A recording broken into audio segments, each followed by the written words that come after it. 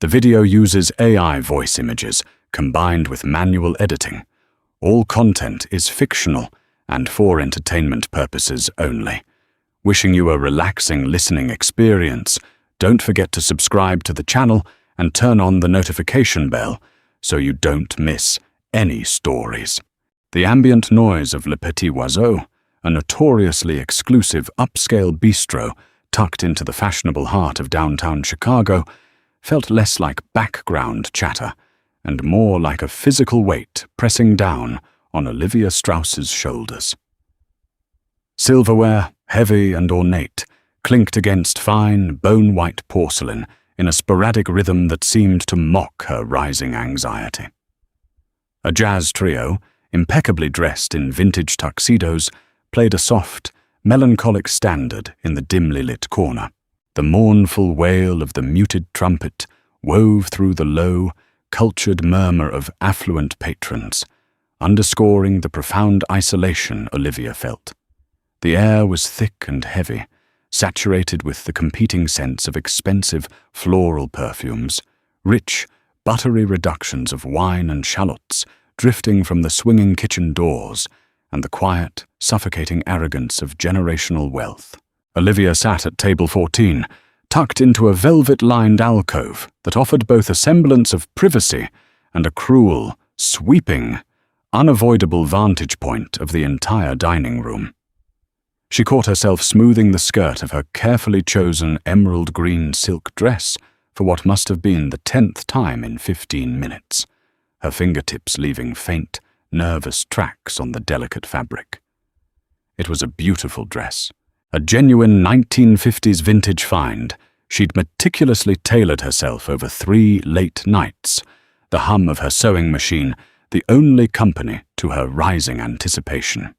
She had saved up for this specifically, painstakingly altering the intricate seams to perfectly, unapologetically accentuate her curves, the very curves that her date, Mark, had seemed so hesitant, so subtly passive-aggressive about when she had finally acquiesced and sent him a full-body photo the day before. Their digital romance had been a whirlwind of witty banter, shared Spotify playlists, and deep, vulnerable conversations that stretched well past midnight, making her tired but wonderfully optimistic the next day at work. He had seemed so refreshingly different, so intellectual, and above the superficiality of modern dating apps. He quoted poetry. He asked about her childhood. But the moment the photo went through, the palpable, sickening shift had occurred. His text responses had plummeted from eager, flirtatious paragraphs, filled with emojis, to terse, single-word answers almost immediately. "Oh, nice," he had written. Just that. No exclamation point.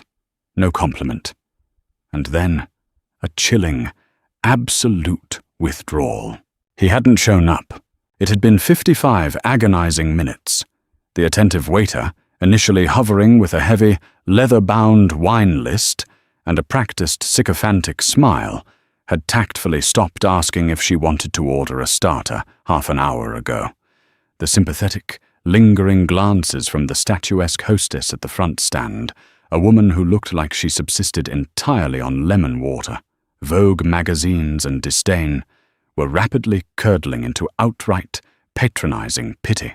Olivia checked her phone one last time, the screen brightness painfully harsh against the dim, romantic, amber restaurant lighting. No text, no missed call, no clumsy, easily forgivable excuse about a multi-car pileup on the Dan Ryan Expressway or a sudden family emergency. Just the lingering, humiliating silence of her final, unmatched message sent an hour ago. "I'm here, table 14, in the green dress." She felt a hot, visceral flush of deep, prickling humiliation creep up her neck, staining her pale cheeks a blotchy, undeniable crimson. She was an accomplished graphic designer who had, just that morning, landed her first major solo agency account, a national athletic wear brand that had taken months of grueling pitching to secure. She had wanted to celebrate, She had wanted to feel seen. She was 28 years old, financially independent, fiercely intelligent, and usually possessed a sharp, defensive wit that kept most people safely on their toes. Yet, sitting here, publicly and undeniably rejected before the date even began simply because she didn't fit into a media-mandated size 0, she felt infinitesimally small. The vibrant green silk, which had made her feel like a classic Hollywood siren in her bathroom mirror just 2 hours ago, suddenly felt like a garish, pulsing neon sign, broadcasting her fundamental unlovability to the entire room. She picked up her beaded clutch, her knuckles turning stark white as she gripped it, taking a slow, shaky breath. She was ready to make a dignified, if necessarily hasty, retreat before the pitying stares became entirely unbearable, and the threatening tears in her eyes finally spilled over. Before she could even slide her legs out from beneath the heavy mahogany table, the atmosphere in the restaurant subtly, undeniably shifted. It wasn't a sudden noise, but the absolute, vacuum-like absence of it. The low, confident murmur of the Chicago elite died down instantly, replaced by a tense, breathless silence that rippled outward from the heavy, brass-studded front doors like a physical shockwave. Even the seasoned jazz trio faltered slightly, the upright bassist missing a beat before hurriedly, nervously recovering their rhythm. The previously smooth, lazy tune suddenly sounded frantic, desperate to fill the suffocating void. Olivia looked up, her retreat paused, her heart skipping a heavy beat as she saw a man being escorted by a visibly perspiring, trembling maître to the large, sweeping corner booth directly across the wide aisle from her. The man didn't merely walk. He moved with an effortless, predatory grace that commanded absolute, terrified attention from every eye in the room. Every step was deliberate, grounded, and utterly silent on the plush, patterned carpet. He was tall, well over 6 feet, with broad, commanding shoulders that filled out a tailored, midnight charcoal 3-piece suit that undoubtedly cost more than her annual apartment rent. His dark, thick hair was meticulously styled, framing a face with sharp, ruthless, aristocratic features, a strong, unyielding jaw that looked carved from granite, an aquiline nose, and eyes the striking, chilling color of a stormy, turbulent sea in winter. This was Salvatore De Luca. He was the undisputed, universally feared head of the De Luca syndicate, a name whispered with equal parts hushed reverence and visceral, paralyzing terror in the city's sprawling underbelly and its highest corporate boardrooms alike. Though Olivia didn't know his name and didn't recognize his face from the society pages he deliberately and forcefully avoided through intimidation and wealth, she felt the undeniable, heavy physical aura radiating from him. He exuded an immense, crushing weight of power, limitless resources, and an unmistakable, quiet danger that made the very air around him seem to crackle with dangerous static electricity. He sat down smoothly, the fine wool of his suit shifting perfectly, dismissing the trembling maître with a brief, almost imperceptible flick of his wrist that spoke volumes of his absolute authority. His stormy gaze swept the opulent dining room. It was a dismissive, profoundly bored look, systematically assessing potential threats and finding nothing but terrified sheep masquerading as wolves. Then his eyes landed abruptly, jarringly, on her alcove. Olivia froze, her breath catching painfully in her throat, her hand gripping her beaded clutch so tightly the sharp plastic beads dug painfully into her palm, leaving small, crescent-shaped indentations. She fully expected him to look right through her, to dismiss her as part of the elegant wallpaper, as so many men of his obvious caliber and wealth did when they saw a woman who didn't fit their narrow, manufactured, high society aesthetic.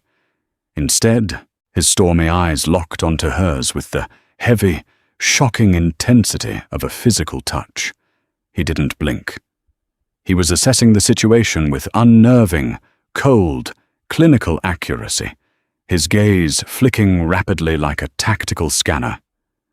The untouched, heavily sweating water glass resting on its coaster, the pristine, intricately folded linen napkin resting mockingly on the empty chair opposite her, the slight, betraying tremor in her hands clutching her purse, the specific, telling shade of humiliation burning in her cheeks. He read the entire pathetic, heartbreaking story of her ruined evening in 3 seconds flat. He didn't look away. The silence stretching between them across the aisle felt thick enough to cut with a steak knife. Instead, he slowly raised a hand, snapping his fingers once. A sharp, authoritative, echoing crack that cut through the nervous jazz music like a gunshot. A waiter, entirely different from her own, and looking terrified to the point of nausea, materialized instantly at his elbow, practically bowing in total submission. Salvatore didn't speak. He merely pointed a long, elegant finger toward her table, and then deliberately, slowly, traced a path in the air to the empty leather seat opposite him at his own vast booth. The waiter nodded frantically, swallowed hard, visibly composing himself, and scurried over to Olivia, looking deeply apologetic, but absolutely determined to follow the unvoiced order. "Excuse me, miss," the waiter whispered, leaning in close, his voice trembling slightly, his eyes darting back to the imposing figure in the corner. "The gentleman. He respectfully requests the honor of your company at his table." Olivia stared at the waiter, her brain stalling entirely, struggling to process the impossible, archaic sentence.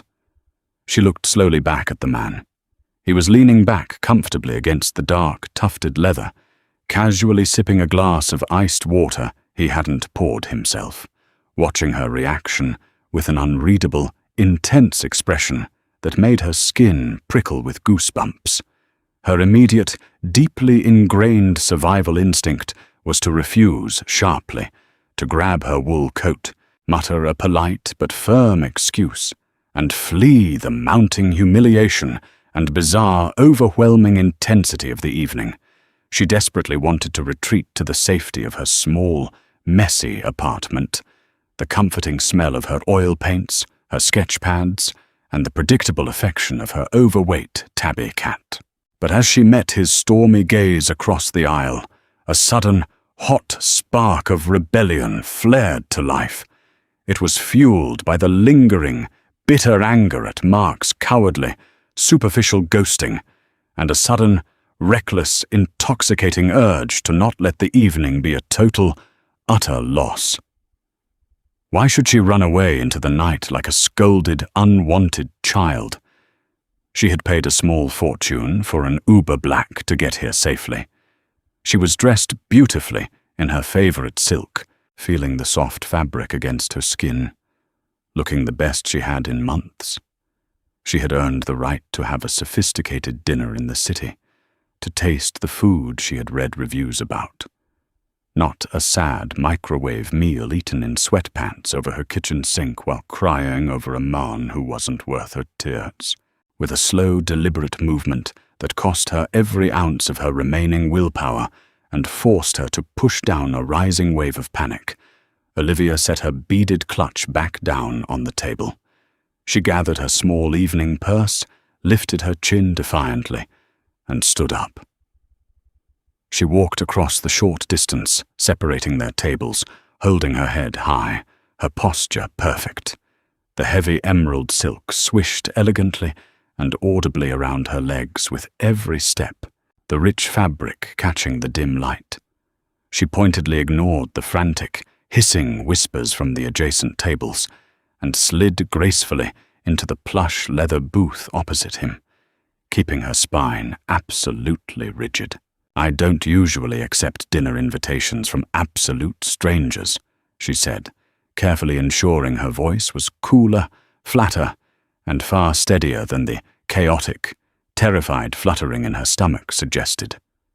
She folded her hands primly on the crisp white linen tablecloth, anchoring herself. Salvatore watched her settle into his space, offering a slight, almost imperceptible smile that didn't quite reach his icy eyes. It was a distinctly dangerous smile, one that spoke of a man entirely unaccustomed to being challenged, yet intrigued by the novelty of it. And I, unequivocally, do not usually invite strangers to my table. Ms. Strauss, Olivia Strauss. Ms. Strauss. The way he slowly rolled her name over his tongue made it sound like a dark, expensive velvet secret. As I was saying, I rarely invite strangers, but I deeply, fundamentally abhor waste. Waste? Olivia echoed, her brow furrowing in genuine confusion, her defensive walls instantly rising higher, bracing for an insult masked as a compliment. A beautiful woman, dressed meticulously in a color that perfectly complements her eyes, radiating fierce intelligence, sitting entirely alone for an hour, clearly stood up by a blind, ignorant fool. His voice was a low, resonant rumble, a dark, soothing sound that unexpectedly reverberated in her chest. It was completely, blessedly devoid of the cloying, nauseating pity she'd received from the hostess. It was filled only with a cold, terrifying authority and a matter-of-fact, objective observation. It offends my sensibilities.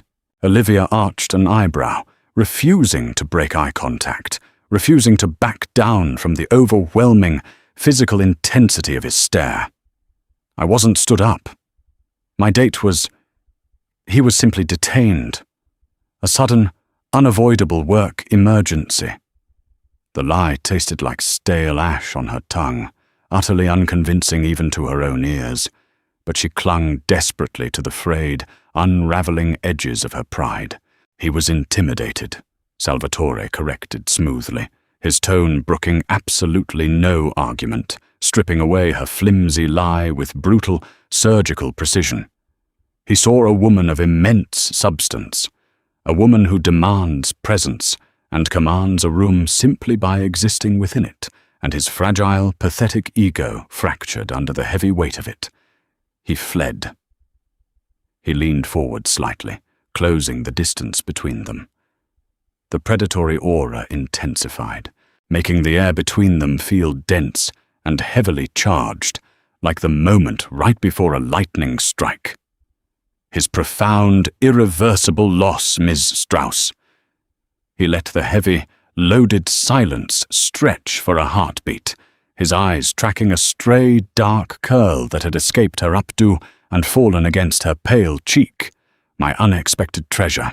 Before Olivia could even begin to process the sheer audacity, the strange, archaic, and deeply possessive nature of his statement, the maitre d' rushed over again.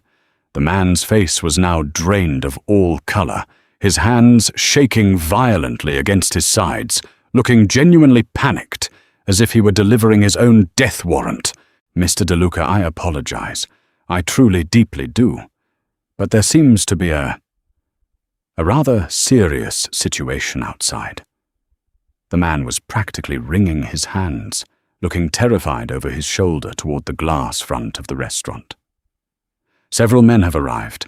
They are forcefully insisting on speaking with you immediately. Salvatore's expression remained perfectly impassive, not a single facial muscle twitching in surprise or alarm, but his stormy eyes hardened instantly into dark, impenetrable flint. The temperature at the table seemed to physically drop 10 degrees, the air growing instantly frosty.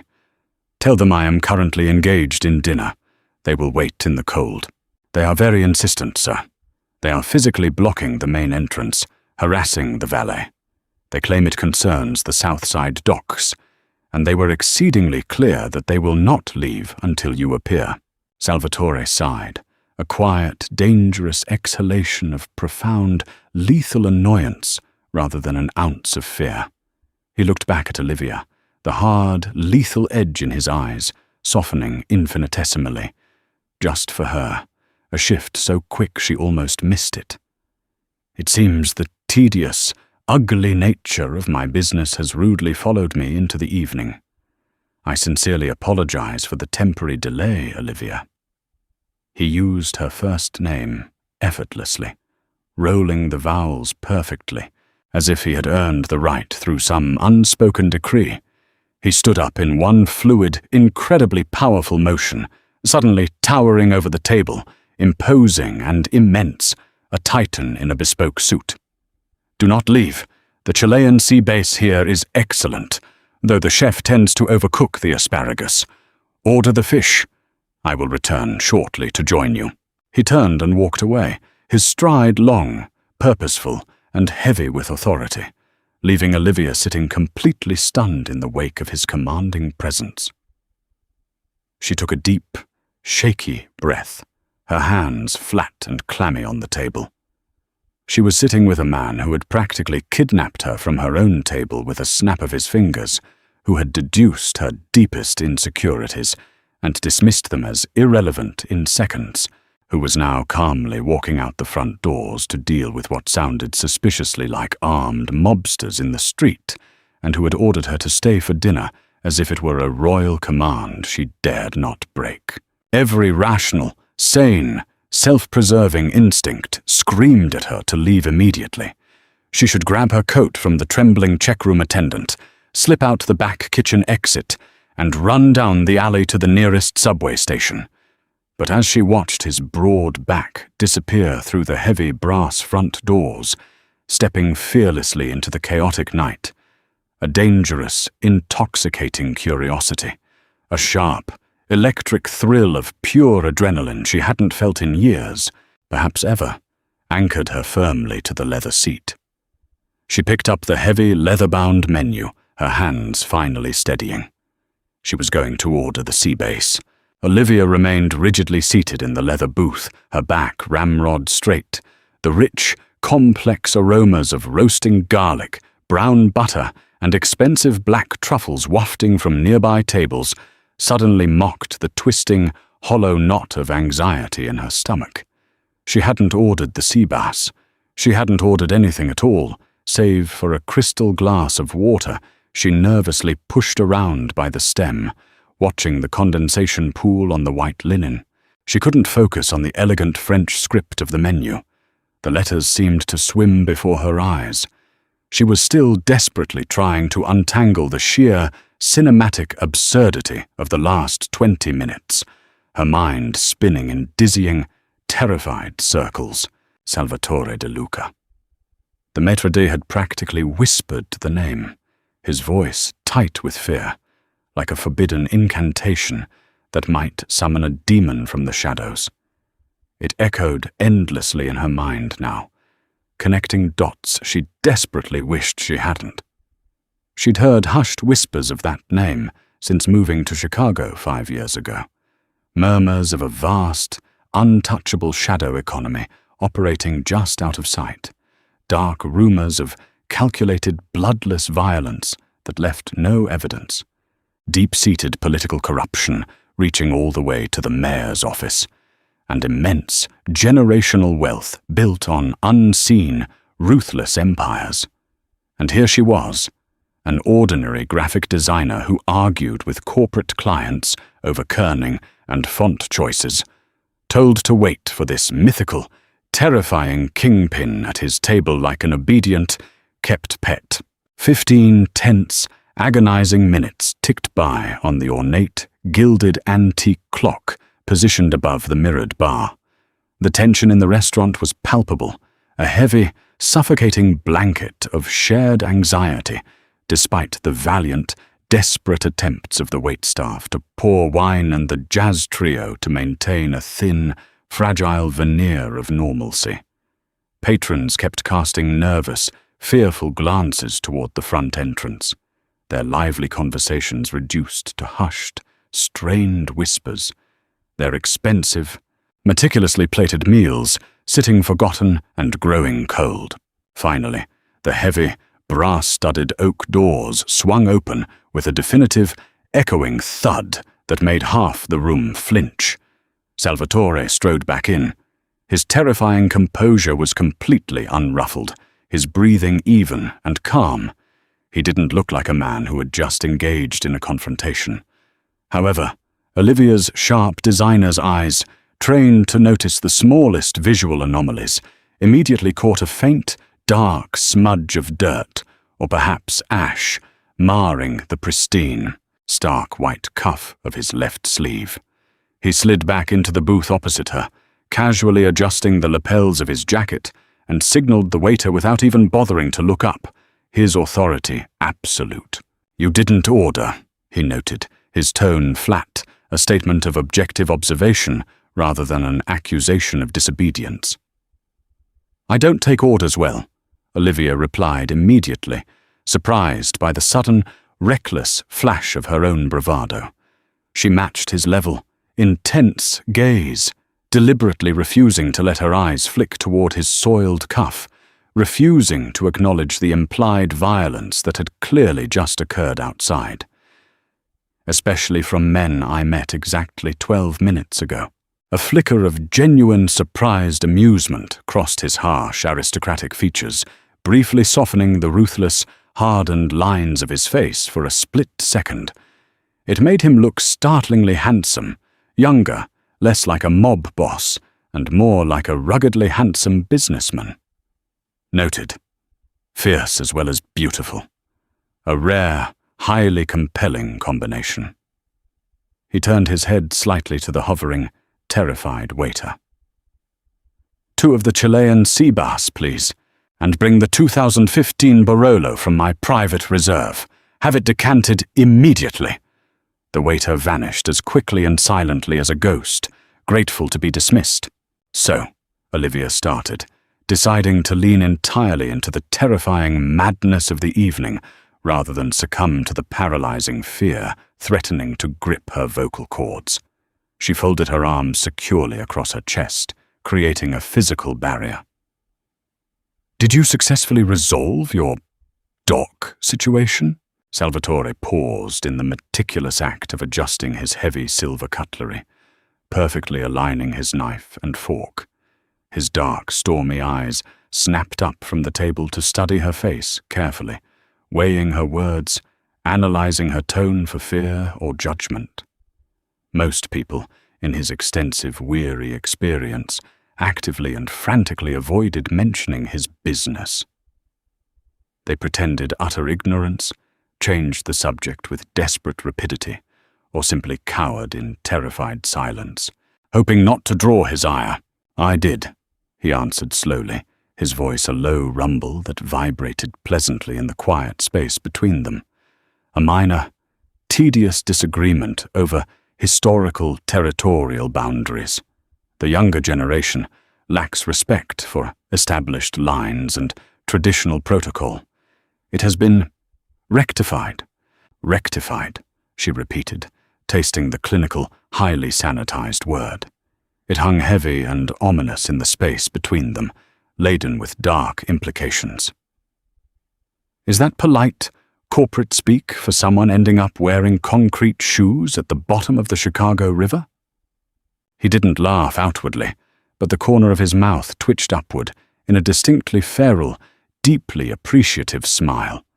You have a very vivid, cinematic imagination, Ms. Strauss. You consume entirely too much media. You think my life is a Coppola film. I watch a lot of movies. Noir is a particular favorite. Clearly. Rest assured, no one is swimming in the freezing river tonight, he assured her, though his dark tone heavily suggested it was merely a temporary reprieve, a stay of execution, rather than a full pardon. They were merely firmly convinced of the profound error of their ways and deeply reminded of their severe lack of basic manners when interrupting a man's dinner. He steepled his long, calloused fingers on the table, leaning forward slightly, bringing his intoxicating scent of expensive sandalwood cologne and a faint, acrid hint of danger closer to her. Now, Enough of boring logistics and unruly men. Tell me about the fool who lacked the courage to join you at table 14. What specific flaw of his character led him to abandon such a prize? Olivia bristled instinctively, her defensive walls slamming back up, thick and impenetrable. I don't want to talk about him. He's entirely irrelevant to my evening now. A minor, highly annoying footnote in an otherwise bizarre night. He is not irrelevant, Salvatore stated, his voice suddenly dropping an octave lower, possessing a strange, hypnotic intensity that commanded her absolute attention and silenced her protests. He made you feel inadequate. I saw it written plainly on your face when I walked into this room, clear as day.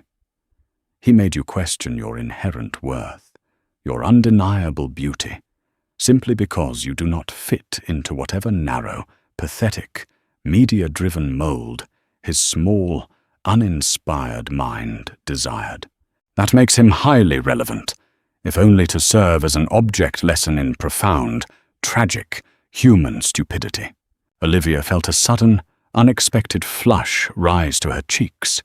It wasn't the searing heat of humiliation this time, but a rush of strange, deep validation that hit her squarely in the chest, stealing her breath.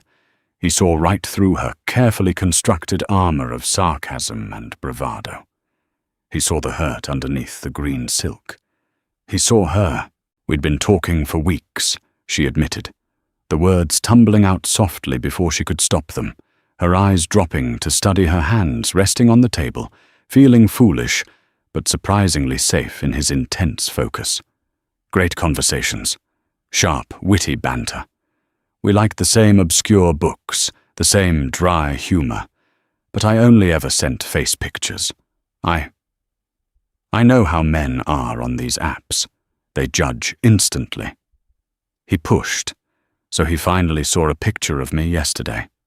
Full body, taken at my sister's wedding last month. I was wearing a dress I loved. She looked up, her green eyes bright with unshed frustration and a lingering, quiet sorrow. The communication dropped off a cliff immediately.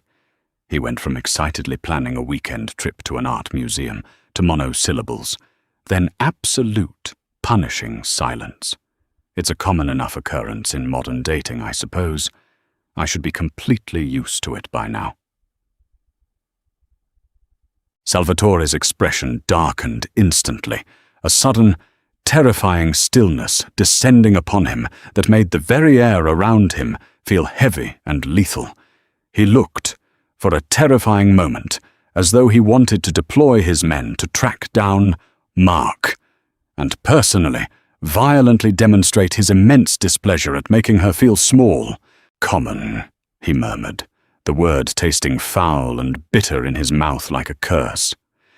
This city is apparently filled to the brim with blind, ungrateful, weak men who wouldn't know a masterpiece if they tripped over it in broad daylight.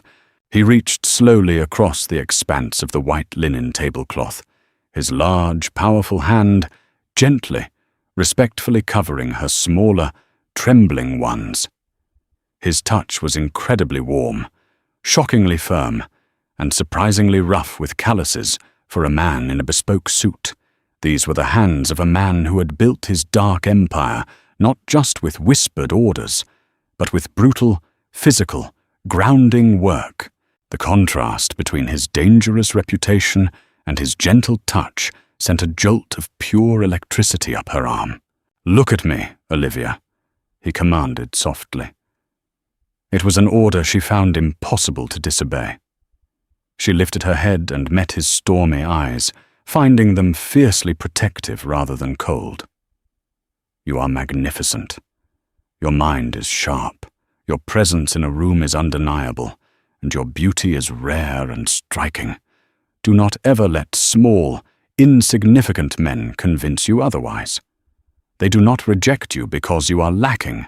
They flee because they are deeply, fundamentally intimidated by what they cannot possibly handle." The arrival of the waiter, carrying the heavily decanted, blood-red Barolo and the delicate plates of perfectly seared, buttery sea bass broke the intense, almost overly intimate spell. They ate in relative silence for a while, the tension in the booth subtly shifting from predatory and dangerous to something far more complex, something akin to a careful, mutual appraisal, a silent negotiation of boundaries and growing respect. Olivia found herself unabashedly watching him between bites of the exquisite, flaky fish. She noticed the brutal, fluid precision of his economical movements as he cut his food, the quiet, absolute authority he commanded over the hovering staff without ever once raising his voice or making a verbal demand.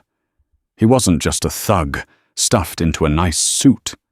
He was a king presiding over his own dark, brutal, unseen world, and he moved with the heavy, undeniable grace of a man who carried the immense weight of life and death on his broad shoulders daily. As dinner eventually concluded, the remnants of the meal cleared away.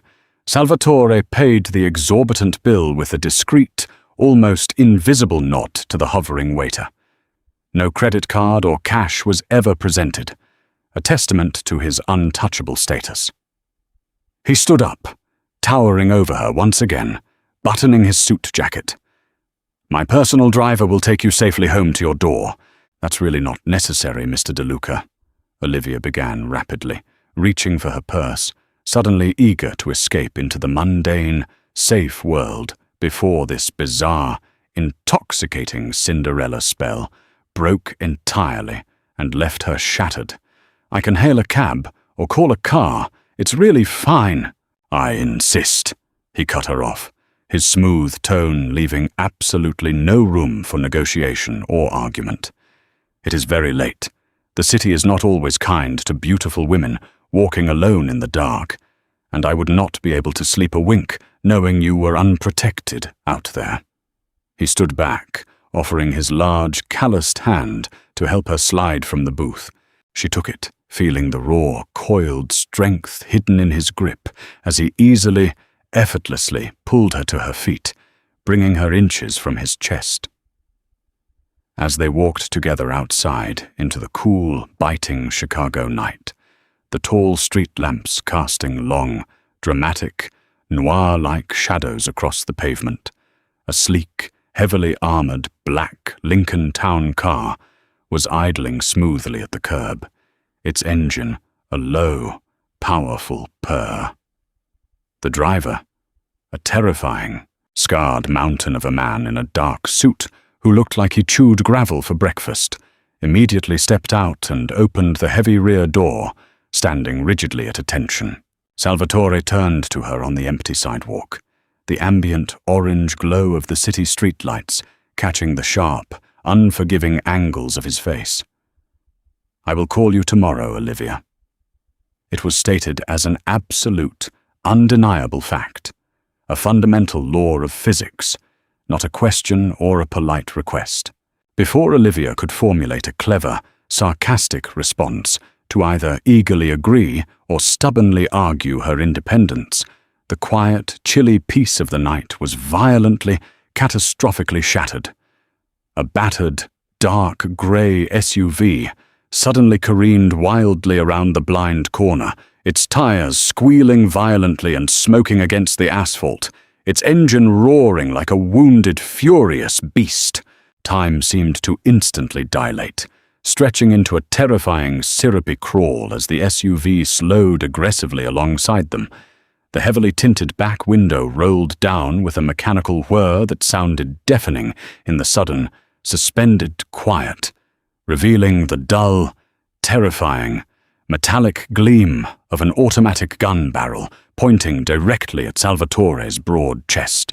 The world slowed to a terrifying, syrupy crawl, sound and light drastically distorting in Olivia's panicked, overloaded mind.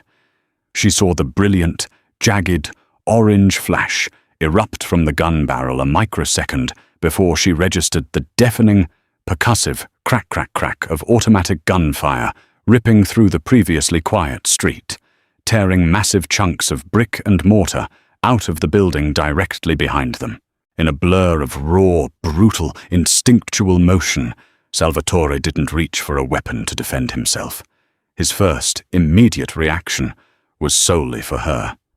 He lunged, his large hands grabbing her waist, shoving Olivia violently toward the ground, tackling her hard to the rough concrete sidewalk.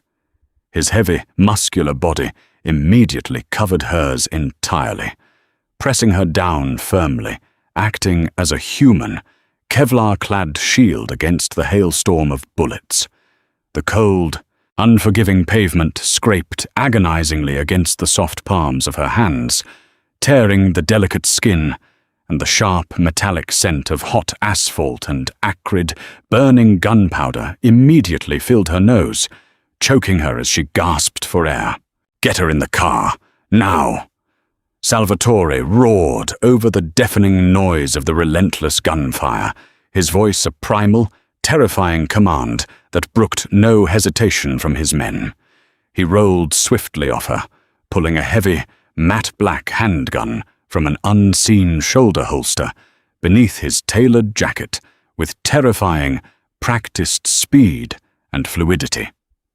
He dropped to one knee, completely ignoring the deadly bullets sparking off the Lincoln's armored plating mere inches from his head, and returned fire with deadly, calculated, chilling precision. His face, intermittently illuminated by the harsh, strobing muzzle flashes, was a mask of cold, focused, utterly terrifying fury. He was no longer the charming, attentive dinner companion. He was the apex predator of Chicago, defending his territory. The driver, Vincenzo, didn't hesitate for a fraction of a second. He lunged forward through the chaotic crossfire, grabbing Olivia by her upper arm with bruising, desperate force, practically throwing her head first into the luxurious, spacious back seat of the Lincoln. Salvatore dove in immediately after her, a mere split second later, grabbing the handle and slamming the heavy, armored door shut with a solid, definitive thud, just as Vincenzo stomped the gas pedal flat to the floorboard. The heavy, reinforced car surged forward with shocking, whiplash-inducing speed, its massive engine roaring in violent protest. The tires screeched as they laid thick, burning rubber, the rear end fishtailing slightly on the slick pavement before Vincenzo expertly gained control and tore down the street. He navigated the tight corners with reckless precision, leaving the chaotic spray of bullets, shattered glass, and shouting far behind them in the dark, bleeding into the city noise.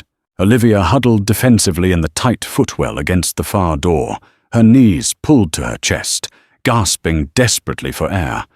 Her heart was hammering against her ribs like a trapped, panicked bird trying to break free from its cage. Her mind was entirely blank, short-circuiting, utterly unable to process the extreme, sudden violence she had just survived. Her elegant, expensive green dress was torn drastically at the hem, ruined forever, and a harsh, bloody, stinging scrape on her knee burned fiercely through the shredded silk. Salvatore was breathing heavily, his broad chest heaving as he quickly and efficiently checked his weapon in the dim or shifting light of the street lamps passing by. He ejected the half-empty magazine, catching it smoothly, checked the chamber with a loud metallic clack, and slammed a fresh, full clip home before securing the weapon back in its hidden holster. Only then did he turn to her. His stormy eyes were wide and frantic, rapidly scanning her huddled, trembling form from head to toe for any sign of blood or bullet wounds. "Are you hit? Are you hurt? Talk to me, Olivia," he demanded, his voice tight with a raw, desperate anxiety she hadn't heard before, entirely different from his earlier cool, untouchable composure. I don't think so," Olivia stammered, her teeth chattering uncontrollably as she pulled herself weakly up from the floorboard onto the plush leather seat. She held up her scraped, intensely stinging hands. They were trembling violently, smeared with dark street dirt and bright red streaks of her own blood. Just just scraped when I fell. Oh my God. Oh my God, they were trying to kill you right in front of me." He reached out, his large hands surprisingly gentle as he took her wrists, pulling her injured hands toward him to examine the scrapes closely in the dim, passing light. His jaw clenched tight, a muscle ticking in his cheek in visible, barely contained anger at the sight of her blood, even if it was just from the fall. "Vincenzo!" He barked toward the front seat, his eyes never leaving her injured hands. "Take evasive, unpredictable routes. Head to the primary safe house, the fortified compound in Oak Park. Make damn sure we aren't followed. If anyone tails us, lose them or end them." "Yes, boss." "Taking the lower industrial levels," Vincenzo rumbled, his eyes constantly, rapidly darting to the rear view and side mirrors as he expertly navigated the dark, labyrinthine streets of the warehouse district. What just happened?" Olivia demanded, her initial, paralyzing shock finally breaking, morphing rapidly into a sharp, adrenaline-fueled spike of furious, righteous anger. "Who the hell were those people shooting at us in the middle of a civilized city street? Aggressive business rivals," Salvatore said grimly, leaning back heavily against the leather seat, staring out the darkened, bulletproof window into the passing night. The situation I dealt with at the docks earlier tonight was clearly a coordinated, sacrificial diversion. They intentionally threw lower-level men at me to draw my main enforcers away, aiming to catch me off guard and exposed on the street with minimal security while I was distracted. And I was just, "What? Acceptable collateral damage for your business dinner?" she snapped, the sheer absurdity and profound terror of her evening finally catching up to her, making her voice rise hysterically. "I go out for a bad first date to eat some overpriced sea bass, and I end up diving onto the pavement in a literal mob shootout." He turned back to her slowly, his expression utterly unreadable, a fortified wall of stone. "You were never in any real, direct danger from their bullets, Olivia. Their target was solely me. They are professionals. They wouldn't waste ammunition on an unknown civilian." "But," he paused, his jaw tightening, his eyes darkening to the color of bruised thunderclouds. "Once the shooting started, I could not guarantee your immediate physical safety if I left you cowering on the street. Crossfire is chaotic, unpredictable, and blind. So your brilliant solution is to kidnap me in an armored car. I am not kidnapping you, Olivia. I am securing your safety," he corrected coldly, his tone leaving absolutely no room for debate or argument. "Until I know the full, precise extent of this retaliation, exactly who ordered it and how far they are willing to go. You are a known vulnerability. You were seen with me, dining at my table, laughing with me. They could attempt to exploit you, to leverage you to get to me. I am not your vulnerability. I'm a graphic designer. We met an hour ago. I don't mean anything to you or them. I'm just a civilian," she yelled, running a shaking, bloody hand through her disheveled hair, feeling like she was losing her mind and completely losing control of her life. "In my world," Salvatore said, leaning closer, crowding her space in the spacious back seat, his voice dropping to a dangerous, deeply intimate whisper that sent a complex, confusing shiver down her spine.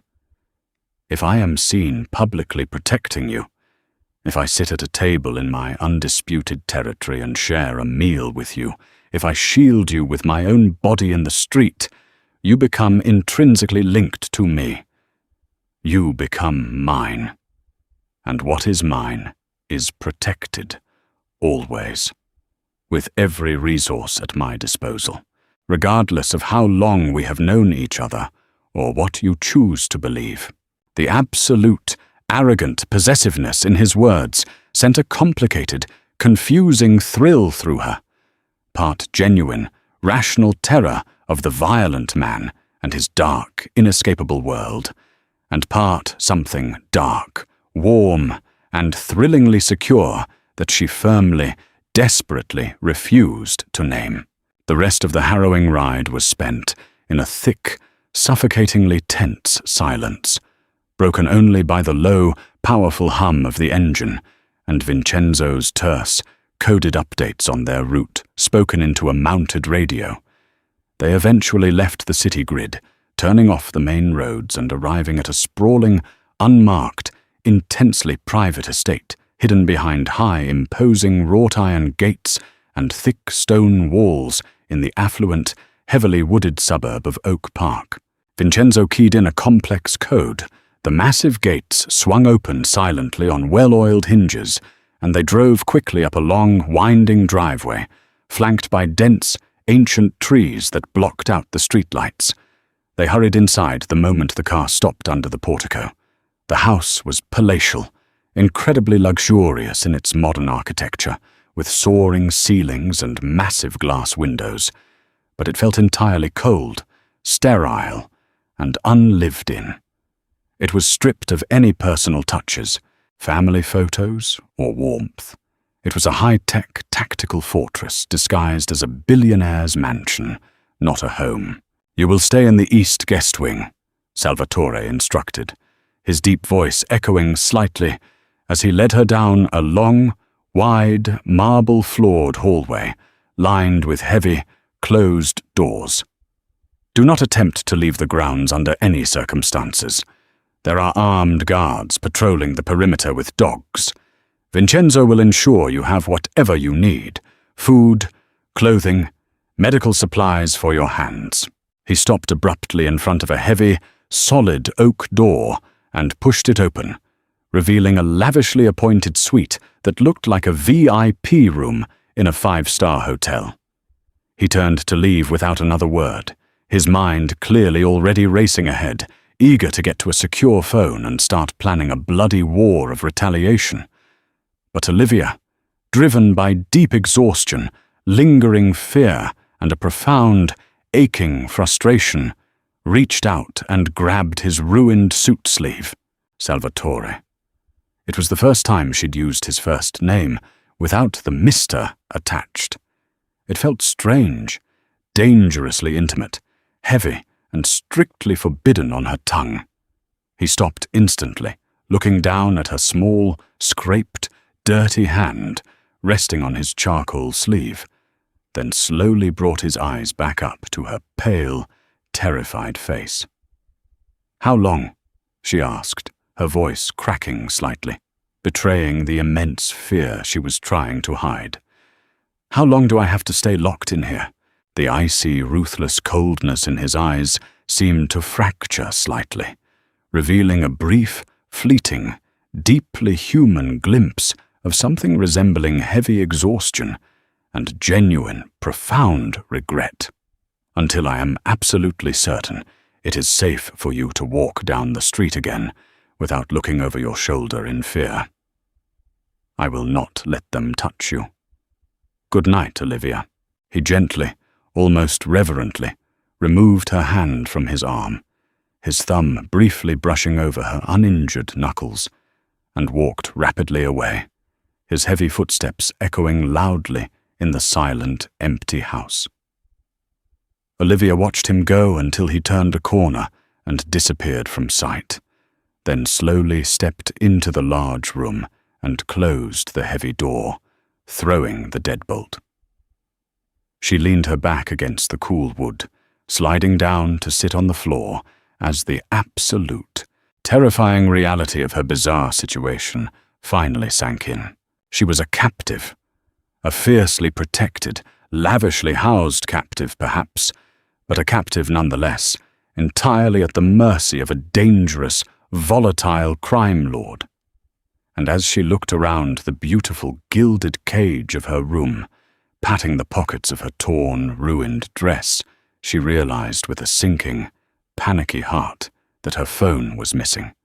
She must have dropped it on the chaotic sidewalk outside the restaurant during the shooting. She was completely, utterly cut off from the outside world. The next morning, Olivia awoke slowly, groggily pulling herself from a deep, unexpectedly dreamless sleep. As she shifted under the heavy down comforter, her body ached profoundly, every single muscle and joint screaming in protest from the violent, unforgiving impact with the concrete sidewalk. She was immediately disoriented by the heavy, unnatural silence of the house, so vastly different from the constant, comforting hum of city traffic she was used to waking up to in her apartment. Sunlight, bright and obnoxiously cheerful, streamed boldly through the sheer curtains of the heavy velvet drapes, illuminating millions of dust motes dancing lazily in the still air.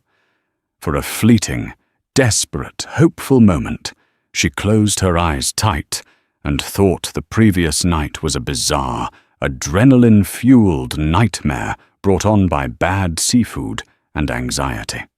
Then she turned her head and saw the torn, dirt-streaked, blood-stained emerald silk dress draped carefully over an armchair in the corner, and reality crashed back down upon her like a lead anvil. She groaned, swinging her stiff, bruised legs out of the massive, overly soft, king-sized bed. On a velvet chaise lounge near the large bay window, she found fresh clothes neatly laid out for her. Expensive, incredibly soft, cream-colored cashmere loungewear that, upon pulling them on over her sore limbs, fit her curves perfectly. The attention to detail, estimating her specific size perfectly correctly without asking, was both deeply impressive and profoundly unsettling. It heavily reinforced the terrifying reality of his intense, calculating observation from the night before. He noticed absolutely everything.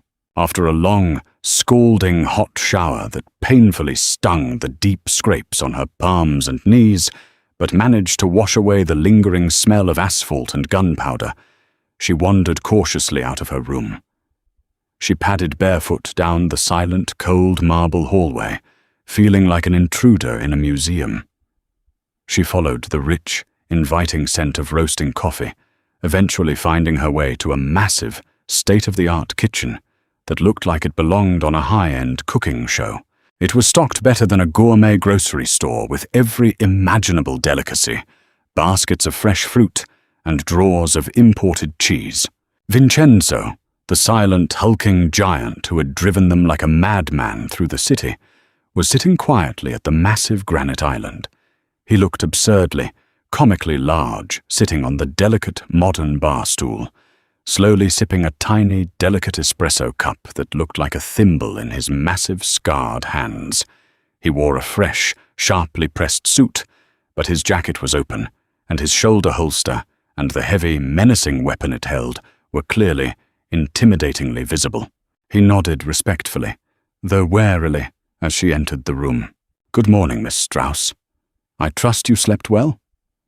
His voice was a deep, gravelly rumble that seemed to vibrate directly in the granite counter. Mr. DeLuca had to leave the premises early to attend to urgent matters. He requested you remain strictly indoors today. "Am I officially a prisoner now, Vincenzo?" she asked, deciding not to mince words or play polite games, pouring herself a large, steaming mug of black coffee from the carafe. "Should I expect to be issued an orange jumpsuit and a number later?" Vincenzo paused, carefully choosing his words, his expression stoic and unyielding. "You are a highly valued guest, miss. A very heavily protected guest. The perimeter is fully secured by our best men. It's entirely for your own good. The streets in the city are currently highly unstable." "Right. My own good. How incredibly comforting." Olivia sighed heavily, wrapping her scraped, bandaged hands tightly around the warm ceramic mug, feeling a massive headache building right behind her eyes. With absolutely nothing else to do, she spent the morning systematically exploring her golden cage. The safe house was vast, spanning thousands of square feet of open-plan design. It was filled with expensive, abstract modern art she couldn't name, and massive leather-bound books in the two-story library that looked entirely unread, bought by the yard merely for aesthetics to fill the shelves. The entire house felt empty, hollow, devoid of any genuine life, history, or warmth, much like she imagined the inner, emotional core of Salvatore's dangerous, isolated world to be. By mid-afternoon, a severe, clawing restlessness set in. The adrenaline crash from the night before had finally passed, leaving behind a frantic, anxious, buzzing energy that made her want to crawl out of her own skin. She was a professional graphic designer with looming, critical deadlines, a real life, friends who would soon wonder where she was, and a small apartment with a needy cat that needed feeding. She wasn't built for sitting around in luxury, staring at the walls, waiting for a mob war to end. She hunted down Vincenzo, finding him back in the large, wood-paneled library, calmly sitting at a mahogany desk. He was meticulously, methodically, polishing the internal components of a frighteningly large collection of automatic firearms, laid out neatly on a soft, oiled cloth. The sheer volume of firepower was staggering. "I need my laptop," she announced firmly from the doorway, crossing her arms defensively, trying to look taller and braver than she felt. Or at least access to a desktop computer. "If I'm stuck here indefinitely, as your boss's reluctant guest, I need to work. I have a major logo presentation for an athletic brand on Tuesday. My corporate clients won't accept caught in a mob shootout as a valid excuse for missing $1 million deadline." Vincenzo didn't even look up from his task, methodically oiling a gun barrel with terrifying focus. Mr. DeLuca left extremely strict, non-negotiable instructions regarding your communication. Absolutely no outside contact. No phone, no internet, no emails. It's a severe security risk. The Morettis have highly skilled tech people. They could easily trace the IP address or intercept the signal and find this house. I have a highly secure, heavily encrypted VPN. I work with sensitive, unreleased corporate data all the time. I'm not an idiot, Vincenzo. I know how to hide an IP address. No laptop, miss. No exceptions. Those were the boss's specific orders. He values your life over your logo. Olivia huffed in genuine, furious frustration, turning sharply on her heel and marching out. She paced the length of the massive sunken living room for nearly an hour, her eyes eventually landing on a beautiful, gleaming ebony Steinway grand piano, sitting sadly in the corner by the floor-to-ceiling windows. It was covered in a very thin, almost invisible layer of dust, suggesting it hadn't been touched or tuned in months, perhaps years. She hadn't played seriously in years, not since the heavy, overwhelming workload of college, but the boredom, isolation, and anxiety were becoming physical agony in her chest. She approached it tentatively, ran her fingers over the sleek wood, sat down on the cold leather bench, and wiped the keys down with the soft sleeve of her cashmere sweater. Hesitantly, she played a few simple chords.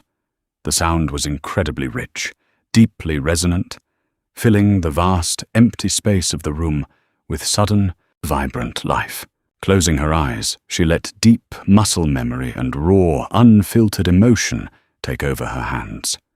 She began playing a complex, deeply melancholy Rachmaninoff piece.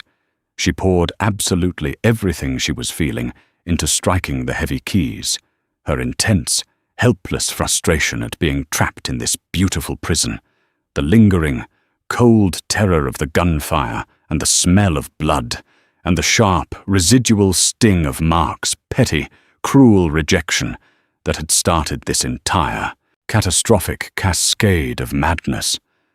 The music swelled, passionate, angry, and deeply sad, echoing through the empty mansion like a plea. She didn't hear the heavy front door open, nor did she hear his quiet, heavy footsteps enter the room behind her.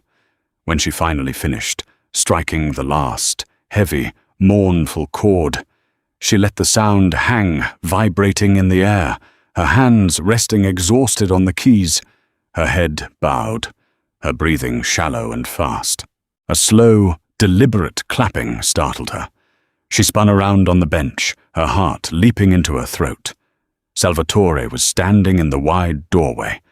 He looked drastically, shockingly different from the immaculate, untouchable man at the restaurant the night before. His expensive suit jacket was gone, his tie was discarded, his collar unbuttoned, and his usually crisp shirt was heavily rumpled and stained. Deep, dark, purple circles bruised the delicate skin under his eyes, and the dark shadow of heavy stubble darkened his sharp jawline. He looked deeply exhausted, incredibly dangerous, and undeniably, beautifully real and raw. "I didn't know you played," he said quietly, walking slowly into the room, his dark eyes fixed intently on her face, stripping away her defenses. "There's an awful lot you don't know about me," Olivia replied, feeling suddenly exposed and highly vulnerable after pouring her soul into the music, quickly closing the piano lid with a soft thud. "Where have you been all day?" "Dealing with the extensive bloody mess from last night's amateur attempt on my life." He ran a tired, calloused hand through his perfectly styled hair, ruining it, a rare, unguarded sign of profound agitation. He walked over to a crystal decanter on a side table, ignoring the expensive glasses, and poured himself 2 thick fingers of amber liquid directly into a tumbler, downing it in one swift swallow. "The Moretti family has essentially declared open season on my syndicate. They want exclusive control of the lucrative shipping routes on the lake, and they firmly believe removing me permanently is the easiest key to unlocking that kingdom." "And where exactly do I fit into this Mafia turf war?" Olivia asked, standing up from the bench, needing to face him on equal footing, refusing to sit passively and be small while he towered over her. Salvatore walked slowly toward her, stopping only when he was close enough that she could feel the heat radiating from his large, exhausted body and smell the intoxicating, dangerous blend of his cologne, stale cigar smoke, and the faint, bitter scent of cordite. "You don't fit into it. You shouldn't be anywhere near it. You are the one beautiful, chaotic variable I didn't plan for, and the one thing I cannot seem to control."